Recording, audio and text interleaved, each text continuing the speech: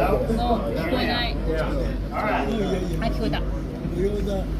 hey guys, my name is Adam Steck. I am from this magical place called Texas. And I am in a little town called Mineola in this magical land of Texas. And I had the privilege of running Southwest Steel Buildings. Started about 20 years ago, and it's been a fantastic ride.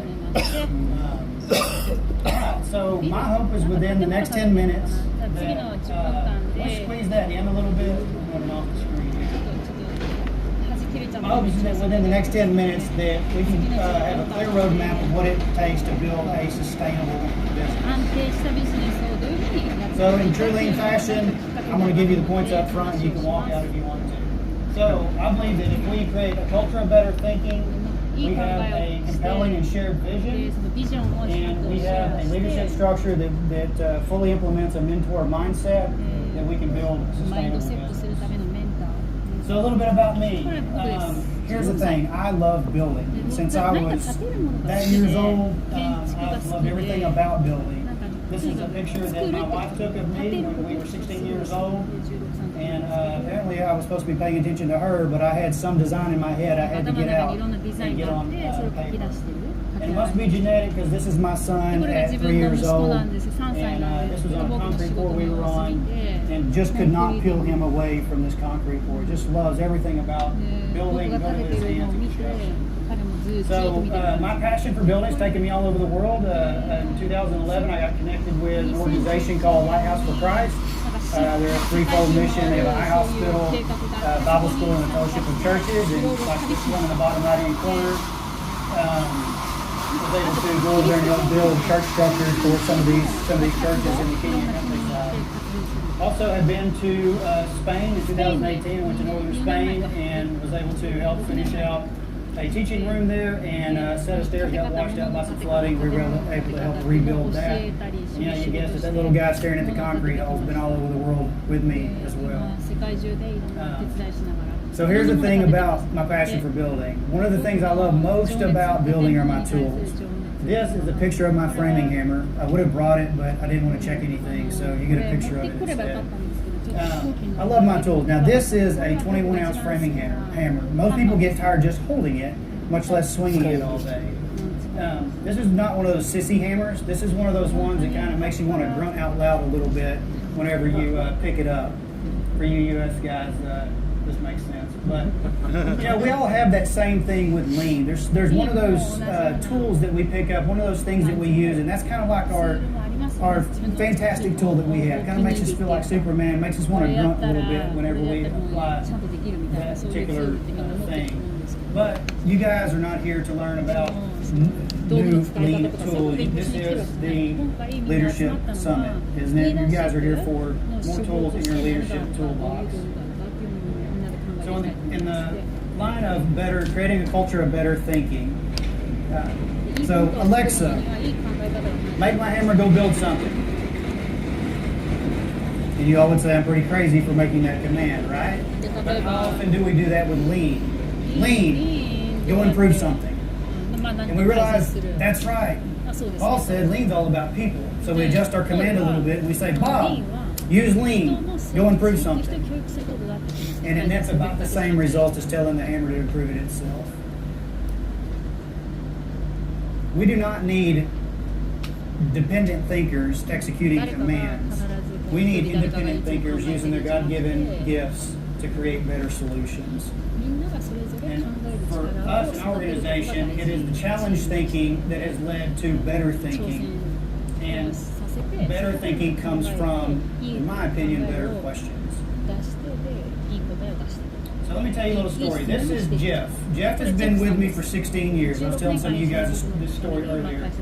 Jeff's been with me for 16 years, and while Jeff didn't do anything that would have prohibited lean from being applied in our business, he certainly didn't do anything to help it, because that new way just won't work.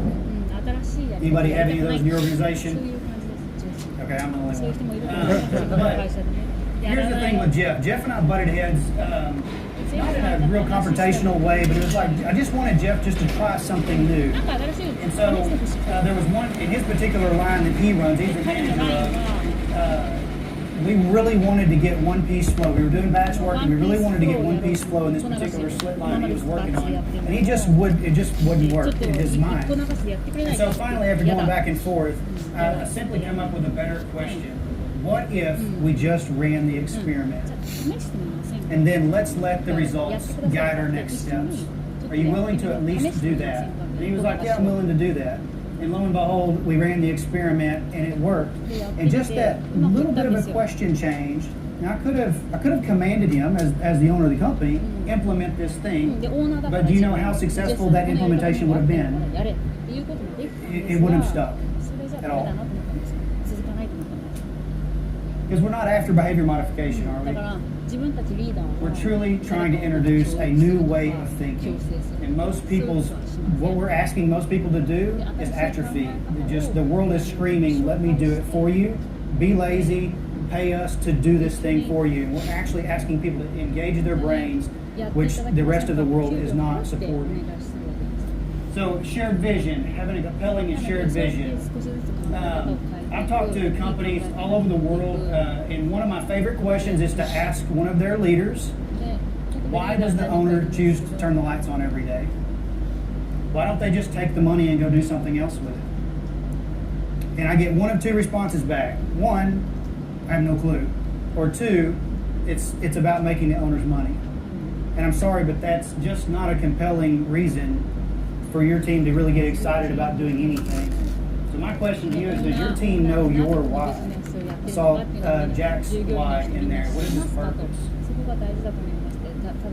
So Steve Jobs is famous for saying, we're here to put a dent in the universe. I'm glad you used that quote earlier. We're here to put a dent in the universe. Otherwise, why else even be here? Vision is one of those tricky things, because when you say vision, we automatically have either something that comes to our mind or we draw a blank. We don't really know what that means. And I think there's a threefold, at least for me, what I've found is a threefold way to come about that. And the first one is purpose. Purpose is that dent in the universe. What is that thing that whenever you're gone, either from your company or from the earth, you want it to be said that you put that dent in the universe? This truly is something that could last, this statement could last 100 years. This would be like a 100-year horizon. And it's the best thing for you and your team is it's the ultimate decision filter. Everything we do gets filtered through this simple purpose statement. If it doesn't align with the purpose, we don't do it. For Southwest, ours is very simple. Honor God, build people, and spread joy. We had this long, complicated thing on the wall that nobody could memorize, nobody could really understand. It's just a bunch of words I pulled out of my head. It's like, yeah, that looks good, that sounds good. But what we did is we said, our people need to know this. They don't have to agree with it, but they at least need to know where we stand and where we're going, so they can decide to stay on the ship or get off the ship, because this is where we're going. The second is mission. Mission is that mountain to climb, right? This is that thing that whenever you get lost, you get kind of off to the side, everybody can get reoriented really quick. Has anybody ever been hiking and you lose your way? Typically it's pretty easy if you're going towards a mountain that, hey, we just need to get reoriented back to that mountain. This is more of a 10-year horizon. It's something that has a long-term motivation, because this mountain to climb is going to be tough. And it's currently impossible. If you're picking something that's possible today, it's probably not a sufficient mission. And if you've ever heard the term big, hairy, audacious goal, this would be it. For Southwest, ours is simple. Simplify the steel building business. There's a lot of quote-unquote helpers in our business that have complicated the business, and then they also charge you a fee to interpret what's going on. But ours is simple. We want to simplify the steel building business, and we feel like that's something that's a mountain that we want to climb. Not just for our own company, but for other companies, because there's a lot of companies like us out there. And then values. I've been to Japan twice, and one of the things that you see in the marketplace, but is really reinforced when you go to the grade schools, is they have an agreed upon set of values culturally that helps them operate. So what you see in the marketplace didn't start with some culture values program in that business. What it was is it started back in grade school. This was an agreed upon set of how are we going to behave as a culture. This is the day, the here and now. What are we going to do today to support our culture And then it really is the thing that binds your culture together. Because you can have a great vision statement, you can have a great purpose, but unless you have the values to support that agreed upon set of behaviors, it won't take root at all. For Southwest, ours is simple. We have a 13 principles that we teach on in every morning meeting. We pick one and we go through it every single day. We have that cadence, and we call it the Southwest way. So you have the first, you've built a culture of better thinking, you have a compelling shared vision, but there's still this lingering question. And I know this question is lingering because I've actually talked to some of you, and I know this question's out there. Will it all fall apart if I'm not the one leading the charge? The question is, it probably will if you don't understand what it means to have a leadership culture with a mentor mindset. So this is a portrait painted of me for my first 2.5 years in Lean. Does anybody have this thing hanging up in their closet? The cape, where you go around, you fly around, and do all the magical stuff? Well, the reality is, this is what it looks like to everybody else. You're just a chief plate spinner, and that was what I looked like after the first 2.5 years of doing Lean. I felt like I had to keep it all together, and the reality is, that's not a good look on any of us. So, what you can do is, you can set an example like this to create an enduring company, but without mentoring, you're probably going to wind up getting that. So I'm going to go back to Jeff for a second. So my mentoring mindset that Jeff needed from me was, he didn't need me holding his hand. He's a grown man. He can figure this stuff out. What he needed was encouragement. He didn't need a pep rally, a personal raw session, and pumping him up and all that. He needed me to lock arms with him and help him to try to see a better way of thinking. He didn't need me giving commands. As the owner, I have full right to go in there and say, do this and do it this way. He didn't need me doing that. He needed me to help him see his own God-given strengths. And he didn't need me giving him answers. He needed me asking him better questions.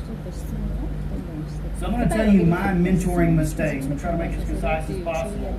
My mentoring mistakes were, I took the William Wallace approach to lean leadership. And that is paint my face, wear my cape, get my sword, go out front and holler charge and hope somebody follows me. And it's not a sustainable thing at all. So here's the things that I stopped doing and things that I started doing. So I stopped doing all the meetings. For the first year, if I was not leading the morning meeting, I was helping to prepare the morning meeting, and it's exhausting. I'm sure you guys have been there. It's exhausting. What we did is we said, hey, we want volunteers to help mentor. I will mentor you. Now you're going to go mentor and work with the person doing the meeting the next day in that prep. It took a tremendous amount of load off of me.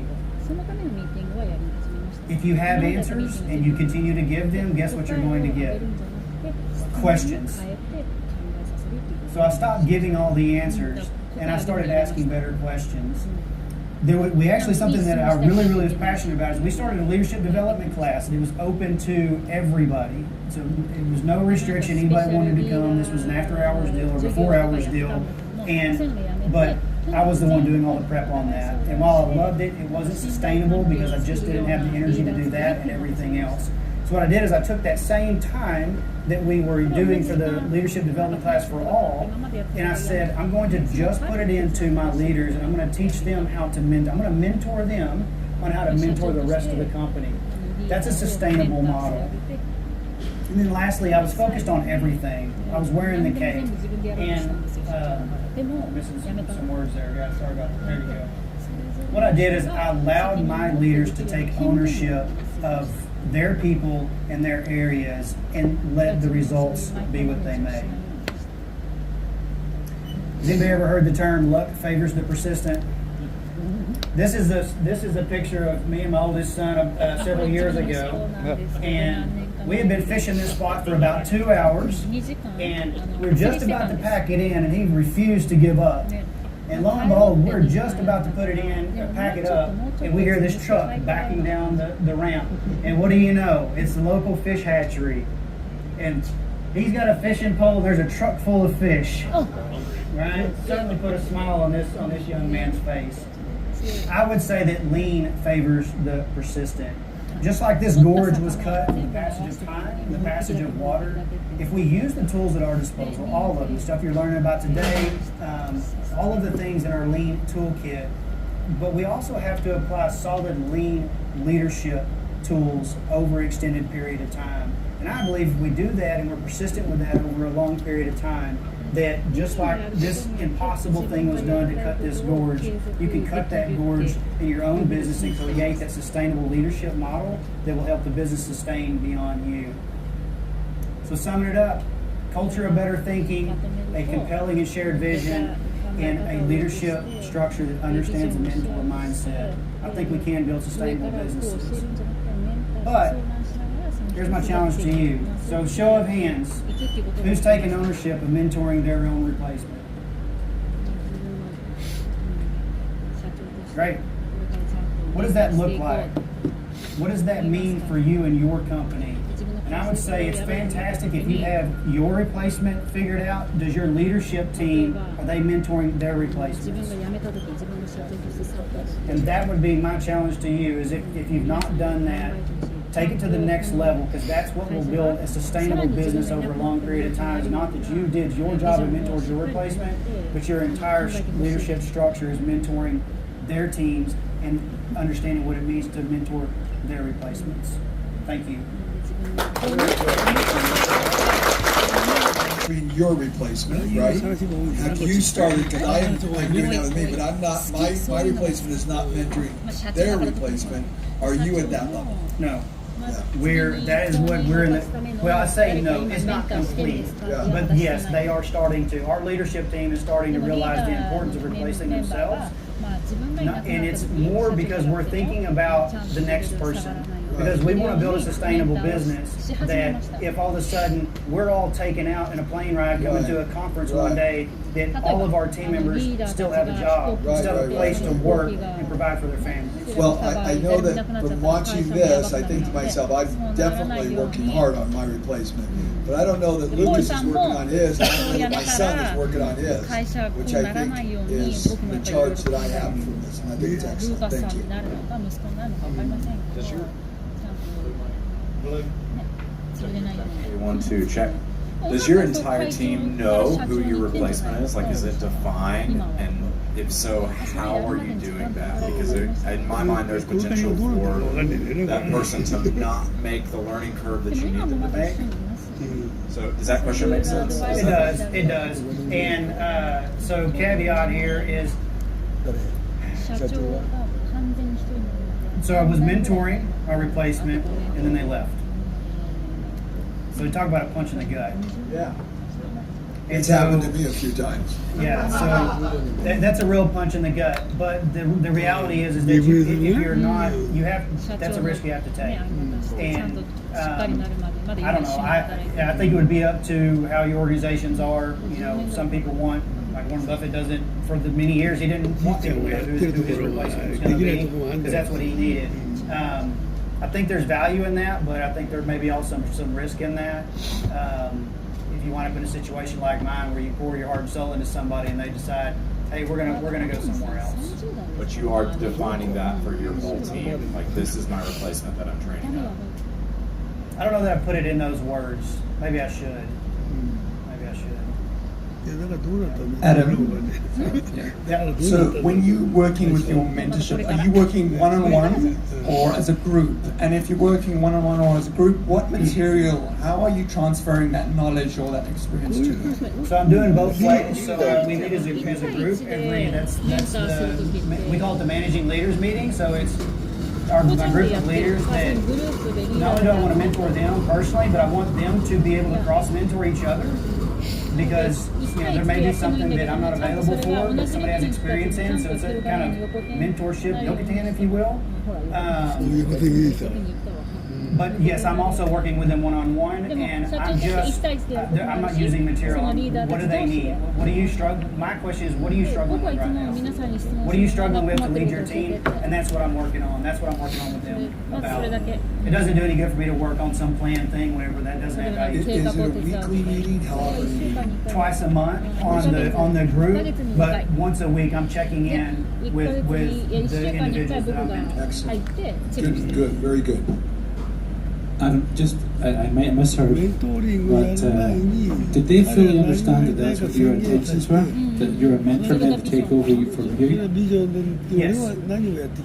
Yeah. The individuals I've mentored, this has been so that, and I'm very open that I don't care about the money. I've got more money what I know what to do with.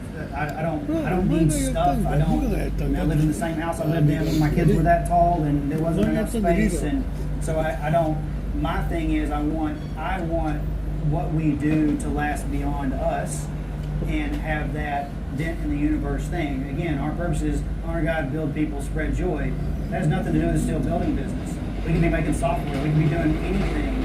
So it's truly that culture that can sustain beyond us. The employee that you mentioned in the presentation, what was his name? The guy's name? Jeff. Jeff, sorry. I thought you asked me to call out the guy that left. Did he, how have things turned out? It's fantastic. It's fantastic. I called him and asked him. It's he actually in that whole process was actually getting over cancer, and about 2 months ago, he and his wife got in a major wreck, and been out for the last 2 months. And I called him and I asked him if I could use his example. He said, "Please," because I want people to know that just because you have that old timer mindset, or one of your team has that old timer mindset, keep working with them. Keep working with them. Again, if he was doing something detrimental to our company, that would have been a different thing altogether. That's a cultural problem. That's not a lean problem. So, did that answer your question? Yeah, okay. Fucking still, thank you. Fabulous time. My son is my mentee, but I was concerned that he would just get my values. So I've encouraged him to get mentoring from other places. Do you have a program like that so that they're not just filled with your values and they can get a different viewpoint from other places? I don't. That's why I encourage my leaders to cross mentor each other and cross work with each other, is so that they can get similar to what you're talking about. But no, I don't have where I'm saying, hey, you're going to go work with X, Y, Z. I can kind of. You're a little bit different situation. You know, my son is one of them. I'm actually mentoring my oldest son. So that's a different situation because I can speak a different set of life into him than I can maybe that leader that I don't really have as much influence outside of our four walls. Does that answer your question? Richard, what I would say that we do is I've gone out of my way over the last 24 years to expose all my people to as many of you as possible. So they've traveled all over the world. They've been to Japan. I can't even tell you how many people have been to Japan, to China, and all over Europe. We have spent an enormous amount of time exposing to people all over the world at great expense. That's what we do. I don't know if that helped. That's what we do. Fantastic. Thanks, Adam. I have a question for you. I've just started mentoring folks this year, really intently. But I'm finding that pieces of my job don't go to just one person. So I'm mentoring about 4 people with elements of my job. I don't know how else to do it, and I just want to hear your thoughts. And then don't tell Jeff that he's going to be replacing. No, I'm just kidding. I'm for pouring into people, period. I don't care what frame or that's the build people part, right? So we get to live out that function, and it doesn't matter in what. If you're going to have an interaction with somebody, we all have a 3-foot world. Wherever we're going, we have a 3-foot world we live in. And I would say whoever intersects that 3-foot world, that's an opportunity to mentor somebody. Now, to what level is going to be different, but I would say, man, if you can. Once you get over a certain amount, I don't know that you can really mentor them anymore. You may be able to disseminate knowledge, but you can't really get that elbow-to-elbow real life mentor. It's life on life a lot of times. I mean, you're not talking about life. You're not talking about work a lot of the time. It's life stuff. Go ahead. Thomas. Good. Thanks for sharing all your experience. It's amazing. You mentioned that you mentor someone to be a replacement, and then he ended up leaving. And I'm interested in knowing what you should have done differently for this not to happen? Do you know if there is something that you should have done differently so we don't make the same mistakes? I probably should have vetted a little bit more before I hired them. I did everything that I could, everything that I knew. This was one that he just came in and said, I thought I'd be happy doing this role, and there's nowhere else for me to go in the company, so I'm leaving. Okay, but what could you have seen? Now, let's go back to the vetting process. What do you think you might have seen? Now that you know everything.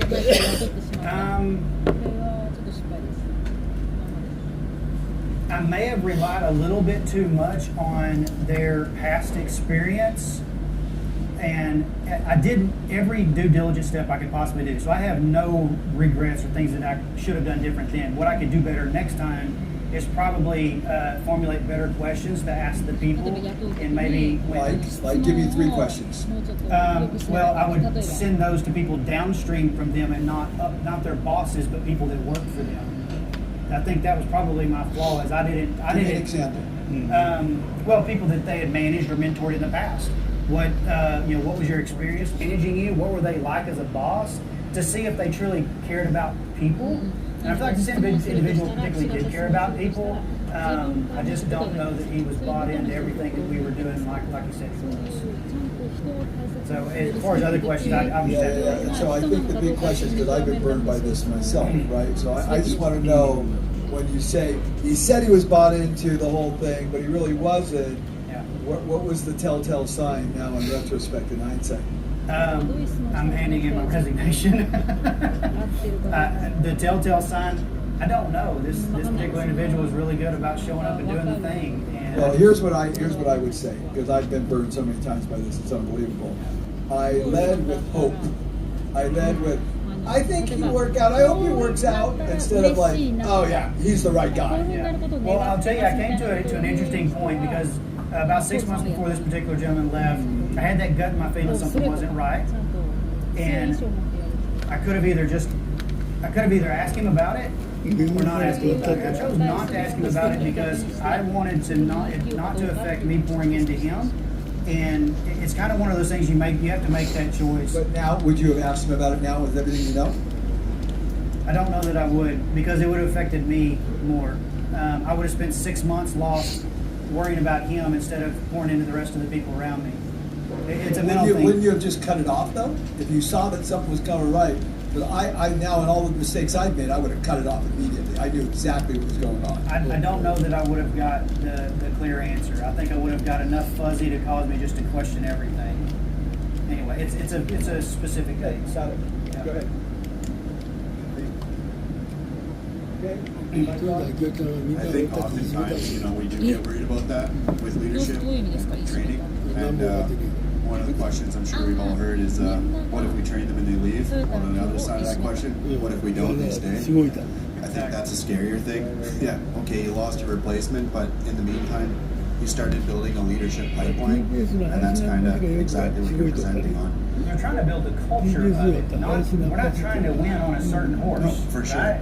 We're trying to build a culture of Everybody's mentoring. Everybody's mentoring. So whether my thing is, I touched off on So the leadership pipeline is a book, and it talks exactly about that. You're going to have people who have the potential to make a turn in the pipe, and you're going to have people who have potential to master a certain thing. Yeah. And the better the pipe you have, you'll notice who is a better mentor, and like throughout the pipe. And that person, typically speaking, has more potential to make the turn as opposed to master a single thing, right? And oftentimes as organizations, we don't celebrate the potential to master something as well as we should. But yeah. More questions? So, Adam, I have a question for you. How do you feel about your talk? I thought it went like I had it planned. What do you guys think? It's a question. No, I think it was very good, and I think the engagement was very good, and I think that all the preparation you put into it paid off. That's one thing, and I'm wondering if you feel that way. I feel great about it. I spent more time on what not to say than I did what to say. Good job. Well, well done. Let's give him a round of applause.